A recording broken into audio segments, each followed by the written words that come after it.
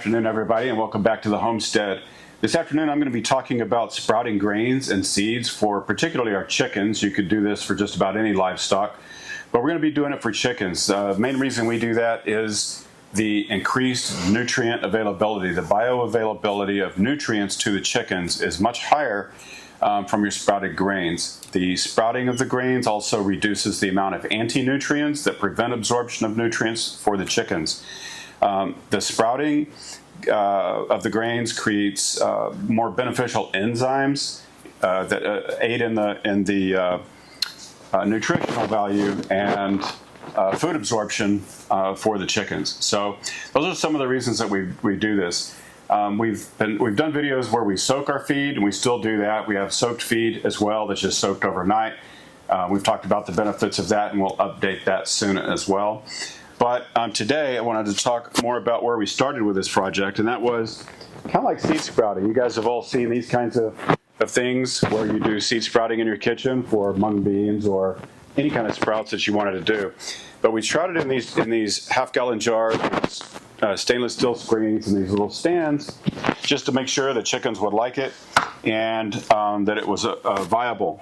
So after doing that, we then moved on to try to do this in our microgreens trays. And in the microgreens trays, we found that the slots that are in there are too big, and the grain, as it sprouts, it just kind of wants to put its roots through all those holes and becomes really inconvenient. So we've got some back here behind me I'm going to show you that's in the microgreens type trays right now, and various stages. We typically do this over a 4 or 5 day period. So there's 4 days of soaking or sprouting and 1 day where the seeds just soak. So let me show you that. My lovely assistant back here, and she is cutting greens off of the greens we grow in here in this workroom. Too hot to grow our salad outside. What is the order here, and why are they? What day is what? How do you keep up? Well, they're labeled 1, 2, 3, and 4.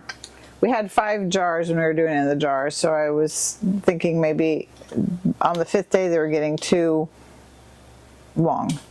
But then the chickens started going for it. So this is tomorrow's, and this is from the jar. This is the last of the jars. This is the first of the new weight. Doing it in here, and it's a lot more. Anyway, so this is what it looked like after maybe 3 days in the jar. 4 days, 5 days in the jar. These were like longer. But see, these roots, they just go down inside so if I was trying to get this out, I mean, they don't want to go anywhere. I got to peel it all out, and a lot of them aren't sprouting because I think they're not in the terrarium like they were in the jar. So we just need to change this up, because this isn't, we've been doing this for, let's see, 1, 2, 3 days, and it's just not working.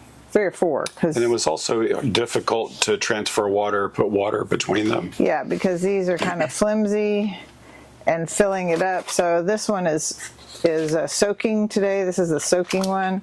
Oh gosh. See, and stuff like that. Out. Yeah, it splashes, and it's like, where is the soak? You know, it's like way down in there. So I mean, they're wet, but the tops are kind of drying out, and so, but you can't put much more water than this in there, or I'll never get it. Anyway, it's not working, so we are going to modify the method. Modify the method, yes.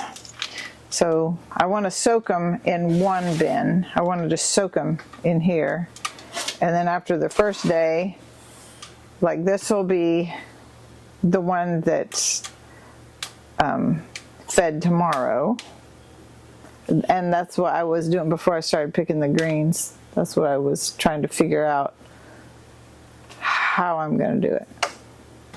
So the way we're going to modify this is we have a couple different bins here.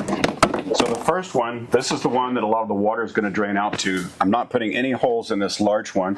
And if you wanted to replicate this, we got these bins at Walmart.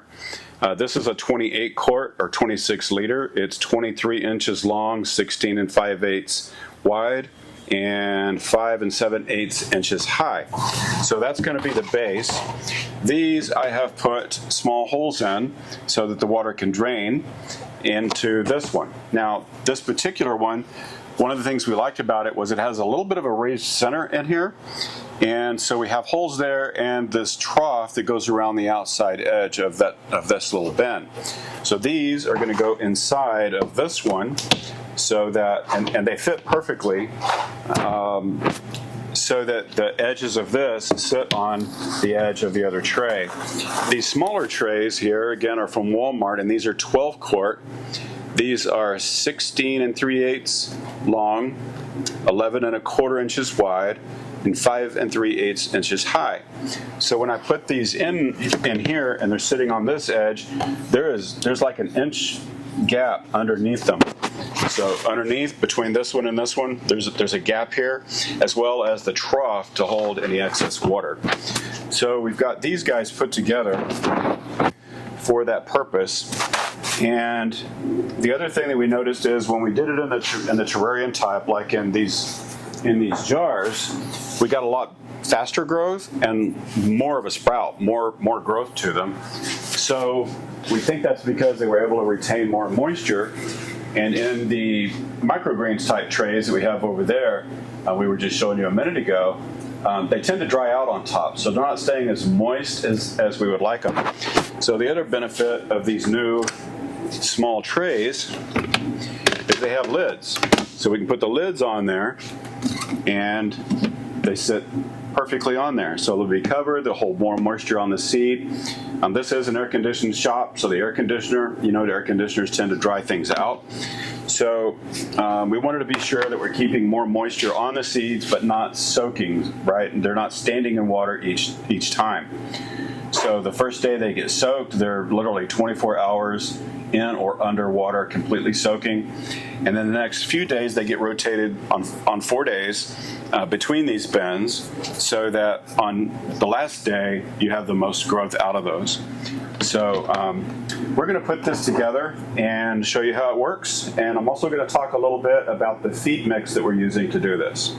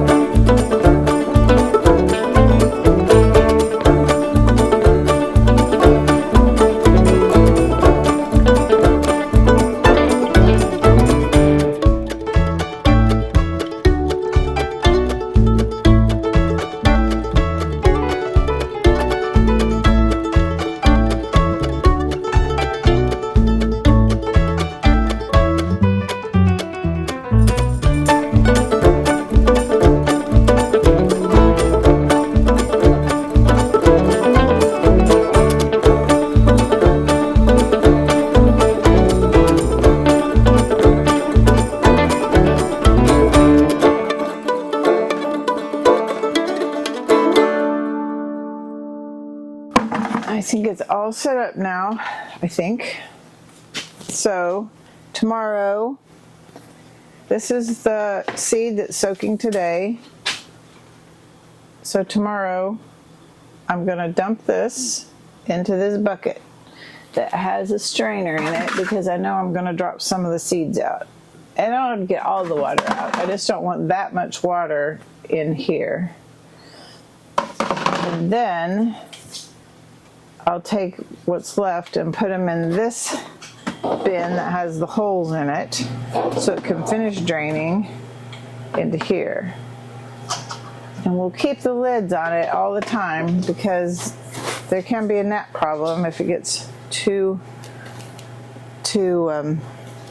moist without the lids. The gnats are just a pest. And then I will keep this water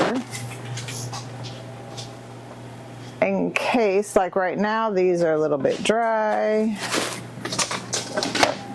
But these are the ones that get fed tomorrow. So if I spray them, maybe they'll have another.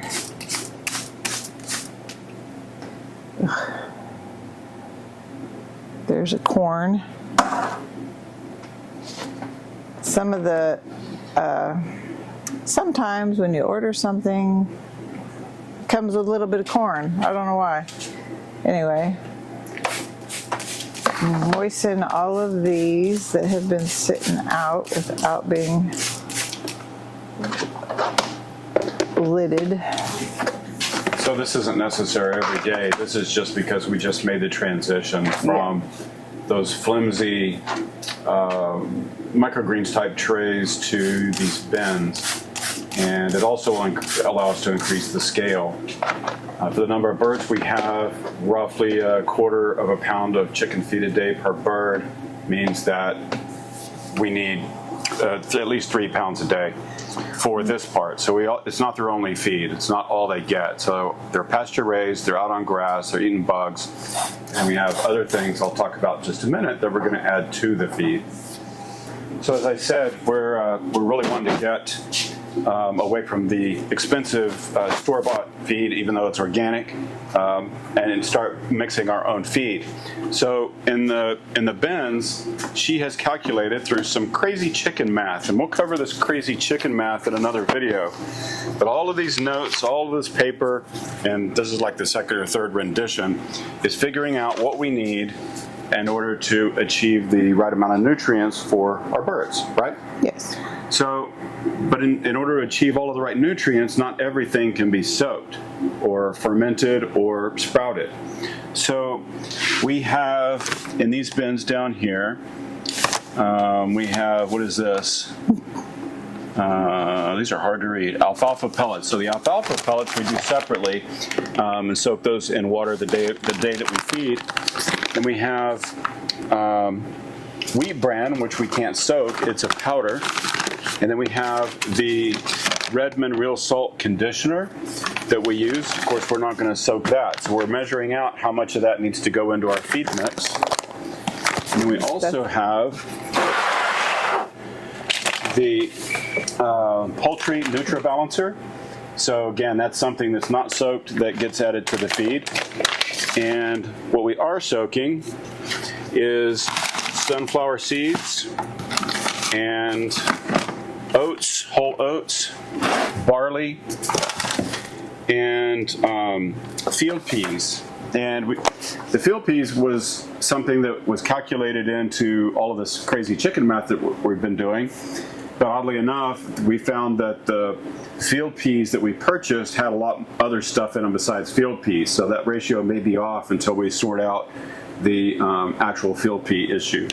So all of these bins is what we get it from. And she has used a scale to get the right amounts and put, so we have this little scale right here. I'm sure it's dead accurate.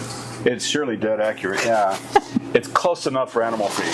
So she's mixed, I think you mixed 50 pounds? 25 pounds. 25 pounds. So using all that crazy math, she mixed all of the ones that she's going to soak. I see another corn. And sprout into this tub. So as she needs, she's weighing it out of this tub using the scale 3 pounds at a time to go into the sprouting boxes, right? Yes. Okay. So that's a lot of work for feeding But chickens. also what's in there, because we're transitioning from their old feed to this new feed, there's also a good amount of their old feed.